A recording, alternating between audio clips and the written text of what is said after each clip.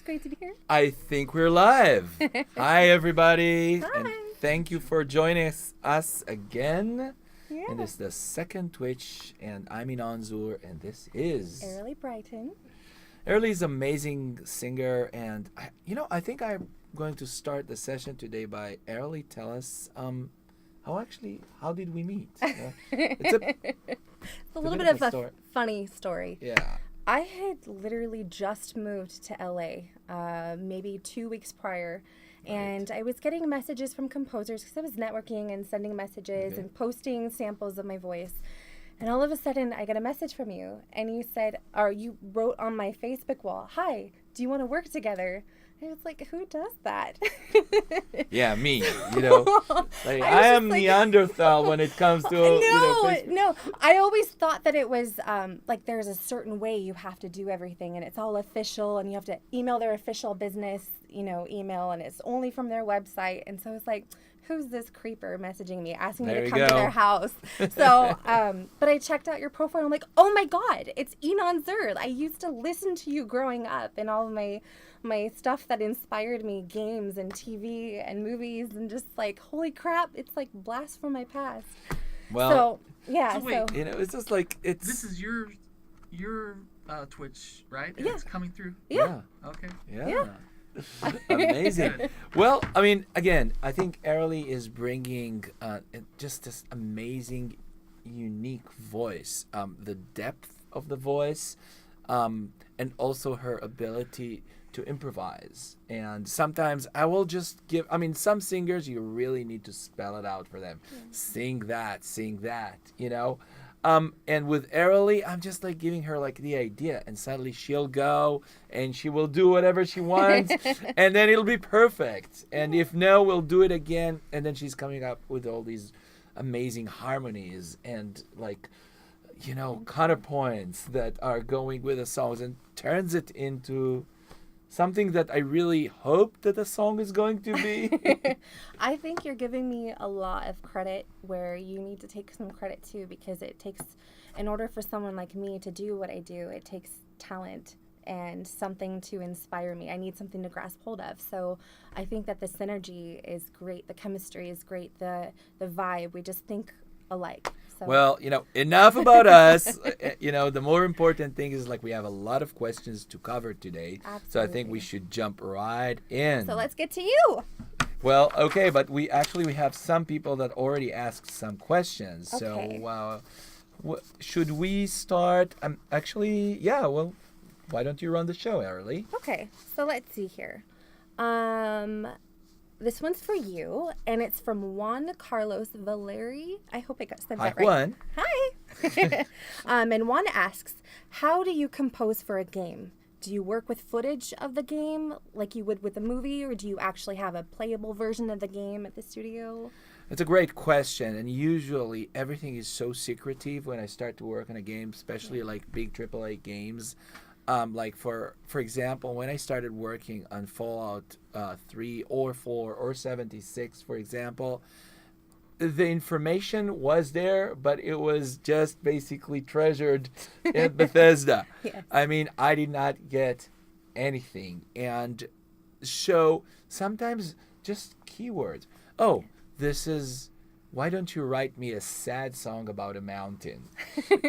Why don't you write me a war song? Why don't you write? And it's weird because then I'm asking the other director, all right, but how are we actually going to marry? Just don't worry about it. You just do your thing and we'll make sure. In other cases, I do get some sort of captures for gameplay that I could look at the aesthetic, I could look at the actual tempo. It's really important, the tempo, how things are run. Yeah. So I hope that answers the questions. Let's move on. Okay, let's see. I believe it's Ewan Smith. Okay. For aging music makers like me, are there still pathways in media composing professionally, or is it mainly for those who were just really lucky? If so, what would you recommend? Well, I guess it's the main question, right? Again, I could tell my story. My story was when I came here, did not have any experience whatsoever. And the one thing that I did all the time was writing and putting myself out. It was good almost 30 years ago, and it's good today. If you really want to give yourself the best chance, A, write all the time, and B, put it out there. Yeah. At some point, somebody's going to pick it up, and then you could start roll, and then it's the relationships, and then it's how professional you are. But again, if you're writing a lot, you're becoming better and better and better at what you're doing. And then if you're putting yourself out there, and today, I mean, 30 years ago, there was no YouTube, there was no Facebook. It was even harder back Exactly, then. way harder. We had to send discs and cassettes, to people to listen to our demos. Today, you just click, basically log in and you're there. Yeah. So it's much easier to put yourself out there. And it also makes you better at relationships and how to surf the net and how to do all these networking, which is great. So these two, I guess, skills are the best bet for you to, move on and move up. I also want to add, too, I found just in my facet of the industry, just being a session singer and a recording artist, I always had this preconceived notion that age is like a big thing, and once you hit a certain point, you're done. I think that is so far from the truth. Oh, sure. And one thing that I've learned is that more important than worrying about numbers, you have to stay true to yourself and find your sound. That's true. And you immerse yourself in what drives you. And that way, naturally, organically, people will find you. People will gravitate toward you. That's how you network. That's how you draw people to you by being the best version of yourself musically. I totally agree. And it's true for singers and it's true for composers. In fact, I believe that actually the more maturing you are, the more capable you are and you're learning. So don't worry about age and all these things. It's never too late. Never too late. Yeah, and by the way, Aeralie, I want to interject here because I know many people are asking me about the special languages that you're coming up with, because I know that one of the things that you're really famous for is Ori and the Blind Forest. Yes. And so could you tell us a little bit about that? So Ori was a really special project for me to work on because it was a new everything for me. It was one of the first Xbox games that I had the privilege to work on, and I got to not only play the role of singer, but I got to help kind of shape the language that was used. Right. So for me, it was kind of just a fluke thing, like, hey, do you voice act? I'm like, sure. I didn't voice act. I had never voice acted in my life. By the way, for whoever are watching us, let me tell you something. If you're an aspiring composer or singer or anything, if somebody's asking you, can you do it? Always say yes. Exactly. You can do it. You're an expert and you wing it. You figure it out. Yeah. Because the thing to remember is that you have to remember that if you are already attracting people to you and people are coming to you for your talent, they already want something that you have. So what you need to have to push it further is your confidence. Exactly. Because you've already got what it takes to do it. So tell us a little bit about the language. How do you come up with these languages? There you go. I mean, and you just got us like, what did you say? Gibberish. Like, it's great to be here. The sun is shining. It's warm. And by the way, we have a little snippet here. If you guys could zoom in and look at my nice Cubase 9 session here. By the way, for somebody who asked, I think Barry James asked about like what's the best instruments to go by. I think Barry and I could tell you that for each one of us things working differently, but Absolutely. I do recommend to get not one library, several. but get like you don't have to even buy like the most expensive libraries. You could get but get few of them so you could really layer. You could use, so somebody goes like, oh, it all sounds the same. If you're sort of like putting together many libraries together, and that's what I'm doing, then actually you could create a sound that eventually becomes your sound. Yes. And all right, so jumping back now to language. So we're just going to give you like a snippet of Aeralie singing solo, and this is from actually Fire Dance. Fire Dance. This is one of the songs in her album, and we cannot really talk a lot about it, but we could just give you like a snippet of just her solo voice so you could hear the language.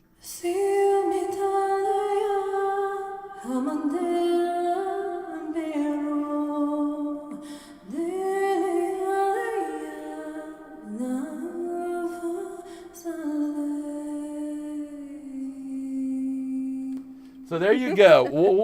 What are you singing there? It just comes out. I like we were just talking about earlier. I feel like what's really special about working with you and being in the studio, it all comes organically. So you paint this sonic canvas for me to just kind of frolic through the fields of music, so to speak. And I just kind of run on the emotion and just kind of spit out whatever comes to me. Do you really think about actually meaning for these lyrics? Sometimes I do, but it's more on the fly. It's more, to me, what I'm saying is not as important as the journey of feeling the emotion and telling a story. So basically you connect the vowels to the emotions. Correct, yes. I see. Yeah. I see. So Well, it's a more, great way to do it. Yeah, and just kind of visualizing the story in my mind. Like, it's kind of like I'm living in the soundtrack right now.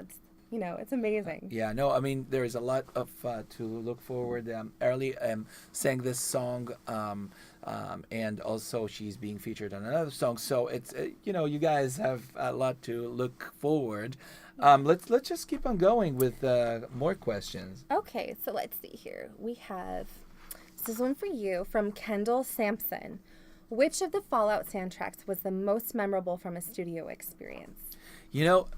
Great question. And I'll tell you one thing. I love, all the work basically, or the, process of working on all the Fallout series. I mean, it's really one of the most special things that I ever had. But I think that the most memorable thing for me was actually to start it. And I started with Fallout Tactics. And that was in 1999. Yeah. Probably some of your viewers were not even born then, yes, like including you probably. Oh my gosh, yeah. Yeah, 1999. Yeah, this is like ancient history. Blink. Exactly. And I remember that I never really got any instructions for this game except of do something out there. Yeah. And this is actually how the Fallout style that I'm doing. Mark Morgan was before me and did an amazing score for Fallout 1 and 2. Yes. And it was his own style. So when I came on board with Fallout, I had to do something that's still out there but different. Right. And I started to go for the organic sound design. Yes. Instead of like going very electronic and very sort of like things that are sort of like machine made, I created a canvas and palette of sound design that made out of people. And I brought like lots of people like singers and actors to the studio and all together, and they were expecting to sing, but I told them no, scream, cry, stomp your feet really, really hard, clap. And I recorded all of them. And this was the first experience how to create this organic sound design. And I took it from there and definitely developed it throughout the Fallout series. But yeah. That's amazing. Let's go. Let's go. Cool. Okay, so let's see. Mel Fearon, I believe. I can't describe how much I love the music from Dragon Age. What was the experience like for you? Dragon Age is really one of the classic ones. If Fallout is a little bit the ones that is sort of like out there for me, Dragon Age is one that is in there because I think it's one of the most classic things absolutely. that, yes. I wrote. And I felt that the experience with Dragon Age is really trying to almost be there. Yes. And live in the Dragon Age world. Try to experience, what they've been through. Really almost make the whole experience realistic and make It's the game immersive. exactly reality. And this way, it was really easy for me to come up with the music because I've just imagined, oh, this is what they would play. This is the style that they're going to be listening to. This is what Right. they're going to respond for. So obviously, it was really amazing experience. There's another question here that ties into Siberia, another game that we Ooh, worked on together, which is right. amazing. So Daniel Kraus asks, Siberia 2's main theme is one of my favorite melodies you wrote. Can you tell us how that came to your head? Actually, it's interesting. I don't know if you know, probably most of you know that I was born in Israel, and I came to the United States when I was about 25. In Israel, funny thing is that there's music from all over the world because Jewish people basically migrated back to Israel in the beginning of the 20th century. But where I lived, there was the majority of people were from Poland and Russia. So for me, the music that I've listened when I was really young was from Poland and Russia, especially Russia, Russian songs. Yes. And Siberia felt really so naturally for me because the whole melodies from Siberia and the music is very, very Russian. It felt like basically going back home. Right. Yeah. You know. A little nostalgic. Why don't we jump here and see let's see here. We have a few questions here. Maybe Barry asks what's the best software instruments to. I think that we kind of touched on that Okay. in terms of, that's kind of more of a personal choice with the VSTs that you use and all Right. that. I think a good question is coming up a lot, even with me. People always ask, how do you get noticed in the composing field? How do you start in the gaming world? Oh, that's a and great community? question. Again, I think it's from Barry. Yeah, that's from Barry James. Hi, Barry. I think no matter what facet of the industry that you're in, kind of like what we were saying a little bit earlier, the number one important rule is to know what you have to offer. Because if you don't even know what your strengths are and what your weaknesses are, you don't know what to hone in on and how you can help the industry. I think that's a better question that people sometimes forget to ask. How can I help? What can I do to enhance or make this better or stronger? And once you know what your passion is, what drives you, then the sounds that you identify with, and then you kind of link up with like-minded sounds and you collaborate. That's a huge thing in this industry is collaboration. And, I think things organically just kind of grow and Right, evolve. exactly. Yeah. So I think just put yourself out there. I mean, really, and don't be shy about what it is you want out of your life. Totally. I'd like to actually step, into a little of the technical aspects of what we're working. Let me ask you, do you have any specific microphone that you like? So I started out with a Neumann, and now I use a Manley mic. It's the. Ooh, is it that one, right? It is. That's Yeah. right. We bought the same one. Yeah. That's my. What's my the name of it, go-to Ian? baby. It's the Cardioid ref. Yeah, the Manley Cardioid Ref. I use Okay. that. It's an amazing microphone. Yes. Like whoever, really, guys. I mean, and girls, singers and singerettes. It's really Manley Labs. Yes. That's my really go-to. cool microphone. Yeah, absolutely. And we're not doing any commercials here. No, we're not getting paid for this. I just really, really love my mic. I'm obsessed. And what kind of effects are you using usually for your voice? I just use a compressor. I use a Tegler. Mm-hmm. I don't remember the model offhand, but it is from Germany.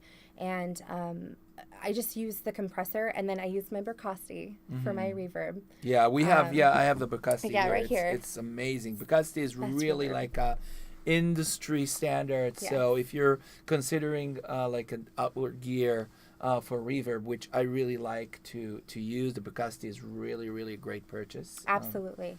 Yeah, I think really it's just finding the right sounds that you like, that makes you have your own signature sound. Yeah, I guess. I found, by the Recording. way, that the Valhalla Shimmer, which is it's a plugin, really works wonders when it comes to all these, airy sounds Yes. and the huge sounds that we're doing. many times for computer games. Right. So like if you really want to, create wonders and sing and like your voice will sound like angelic sound, try the Valhalla Shimmer. It really works great. Yeah, it's awesome. All right, well, let's jump back to more questions. Okay, let's see here. I apologize if I say this wrong. I can't quite pronounce it, but I think it's Vatilda. Vatilda asks, is the Elder Scrolls Blades soundtrack going to be available for streaming or downloading? It's amazing. Well, thank you very much. And yes, and yes. And actually, we're going to advertise it soon. It's coming up very, very soon. Awesome. Just stay tuned. Might be even this month, but I cannot really promise, Yes, and that was actually pretty, it's the first time I'm actually working on any Elder Scrolls franchise, and I must say that it's really amazing experience. I know that Jeremy Soule before me did amazing job. Gosh, hard steps to follow. Very, very much so. And what I've tried to bring is something that will stay in the world of Elder Scrolls, but doing my own style. Yeah. So it's coexisting with the world, but again, gives a little bit different flavor. Awesome. Okay, looks like we have a couple more questions here. Cody Holtry. Cody asks, Inon. Hey, Cody. I always thought the Sword Coast Legends soundtrack perfectly fit the world of D&D. Do you agree? And does D&D influence you as a composer? D&D was basically the center of my video game composing life from the beginning. Yes. Look, except the first game I started actually was not D&D. It was Star Trek Klingon Academy. But follow after that, the first big D&D game I did was Icewind Dale. And after it, I did actually, I worked on Baldur's Gate, Throne of Baal, if you remember. Again, ancient history. I was involved in Neverwinter's Night 1 and writing it some parts with Jeremy Soule. And then later on, really everything took off. So D&D and through Lord of the Rings, Dragon Age, and everything, it's what I'm known in this industry. And I really love composing music for it. That's a plus. Yeah, I know. It's always nice to like what you do. Okay, so we have another question from Food Ninja. Hi, Food Ninja. Hey. Okay, I have played cello for 5 years and remember you saying something about how it shared a similar range to the human voice. Elaborate, please. Okay, so first and foremost, cello is probably by far my favorite instrument. I do love the French horn and I do love the piano, and you could hear in my compositions I'm featuring all these three instruments. But cello, I love this instrument so much that when my middle son Ori started to, his name is Ori, when he started playing piano, is amazing, and it's like you got to pick up a different instrument, and this is cello. Yeah. That's going to help him. You know what? It helped me so much because his cello playing is featured in Fallout 4 and Fallout 76. It really helped me greatly. So cello, the beautiful thing about cello really is the span between the lowest to the highest is really almost exactly the human voice. Yeah. I don't think that there's any instrument that when you really play it right could sing so beautifully, and then it's like a male singer and a female singer and a bass, tenor, soprano, and alto together in an instrument. And you could really, when you're playing the cello, you really can think this way. It's a little harder with different instruments that are very, very specialized. But with cello, when you're playing the lower notes, you could really try to imagine yourself that a bass or a baritone singer is singing it. Well, and it helps too. Like I think last week you had Tina Guo, amazing cello player, of course. And I sometimes when I listen to her, it's just phenomenal because it's yes, it's an instrument, but her nuancing and it sounds so much delicate like a voice. It's just. I know. Oh, I get chills. Hi, Tina, if you're watching. Hi. Yeah, no, it's just, I think cello is one of my absolute favorite. Well, we don't have much time left, but let's try like one or two more questions before Sure. we're doing like the tip of the week. Oh, I need to write like you know, a logo music for the tip of the week. Hi. Exactly. So it looks like we have from Amari Katrine. I think I said that right. Is there an upright piano model that you prefer to play when not on the keyboard? An upright piano. Upright piano, you know, it's very interesting because the upright piano and the grand piano are so different Yes. sounding, you know. And if I would choose an upright piano, it'll be because I think that the specific sound of the upright, you know, will be, you know, the right one for the project. Right. I think that you really cannot go wrong. I mean, the difference, like when you get like a Kawai or Yamaha, usually even lower models will sound good. Yes. You know, so, and you could get them relatively not that expensive. You could always go crazy with some German brands. Of course. Or, you know, Bosendorfer, you know, or you could just go Steinway that actually did some upright pianos. But if you really don't want to go crazy, Yamaha and Kawai is probably, you know, your best answer. Absolutely. And last question, I think, before we're going to tip of the week. Let's see. I think we have a little bit of time. Yeah, Okay. all right, let's go. More Well, let's questions. see. I don't have anything left on here, but I think Okay. that there was a couple things. on here Okay, somewhere. yeah. So, By the way, I wanted to tell you one thing, that we will start probably soon advertising the next single. I don't want to tell you anything about it except of, if you are Dragon Age fans, you have a little interesting story that is behind this song. I don't want to tell more about it except of, it's amazing. I don't know, they'll say, but the singer is Aubrey Ashburn. Amazing. Yeah. And this is pretty much what I could tell you. When we'll start talking about this song, you know, we'll tell you more about it. And Aeralie? So I let's see. I think don't that we have probably time for one more question. Ian, do we have any questions? Yeah? We start at 4. Oh, okay. Well, great. I don't Amazing. have any other questions here. Okay, Yeah, so that's why don't we go for here and we'll ask questions. So, I'm not seeing it on here. Oh, no. all right. So, I think that, I mean, one of the questions that is really, really important to touching was like how a composer and a singer works together. I think that the dynamics between composer and singer is so important. And sometimes the singer could be amazing, composer could be amazing, and It just doesn't work. exactly. Yeah. I think It's some of the critical. most... For you, for example, what is the first thing that you will really want in a composer to support you? Well, I think even more than wanting something, I think it's just important that the music inspires me as an artist. Okay.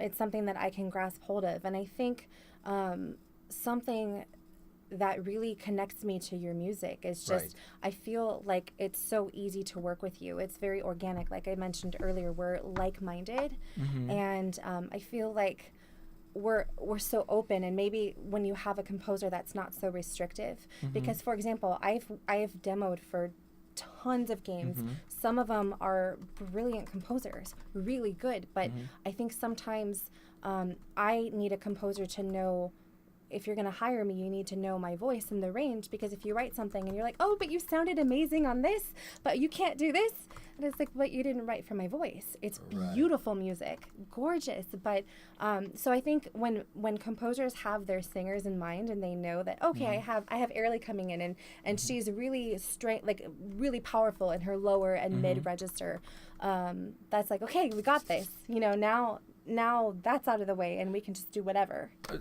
Do you have like a list for composers, like a list of no-nos when they work with singer? What not to do except like, you suck! Like No, totally out of tune. Actually, that's good. I know it's counterintuitive, but I really enjoy constructive criticism. Constructive, right? Constructive criticism, Right. because that's how you learn. I mean, I remember in the very beginning having a session with you. I think it was like a couple times in, and I was still new to this entire industry. I was winging it as I go. I'm not classically trained. I'm all self-taught.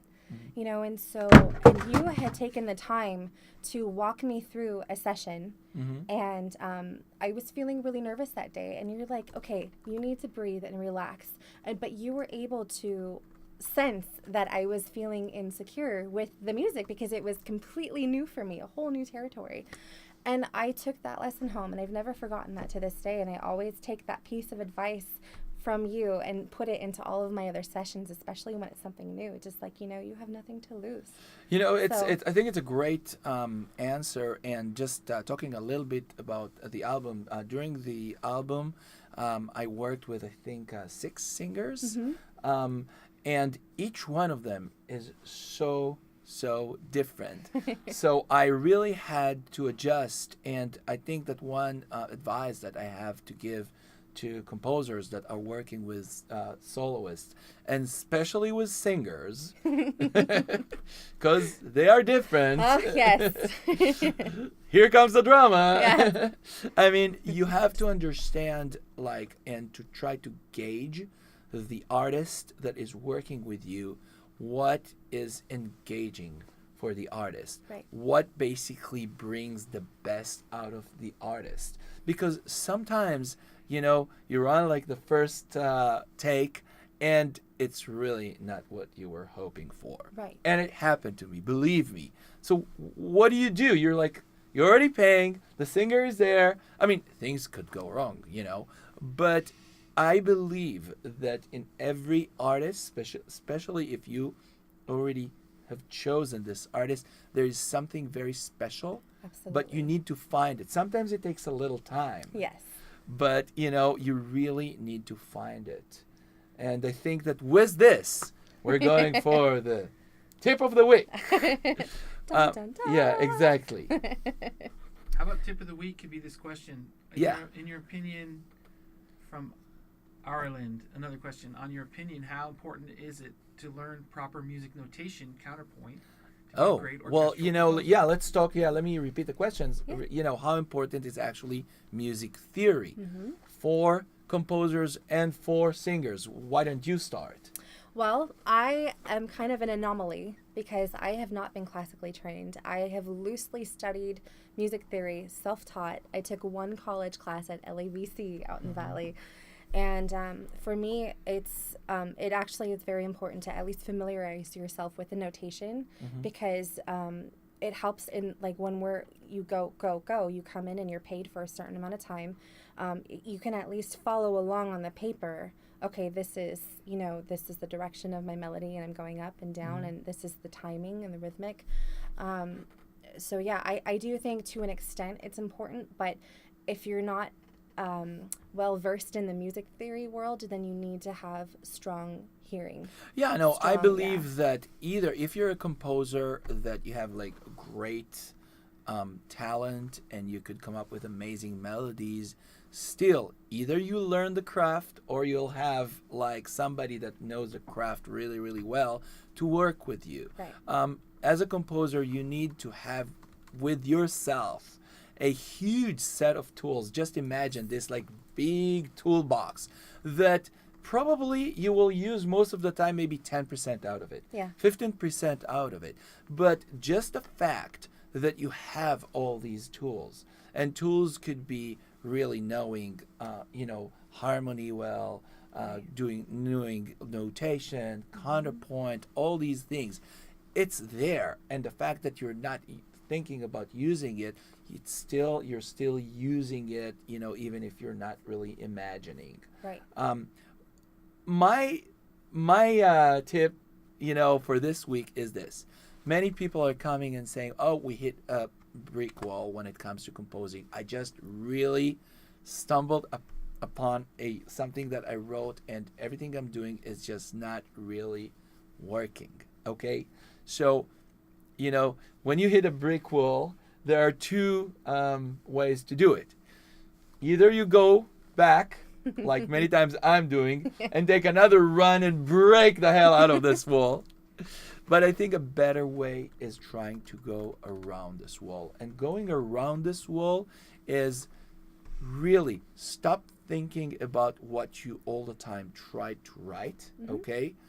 Take a small fraction out of what you already wrote that you like and develop it instead of really stay committed to what you already wrote as a whole.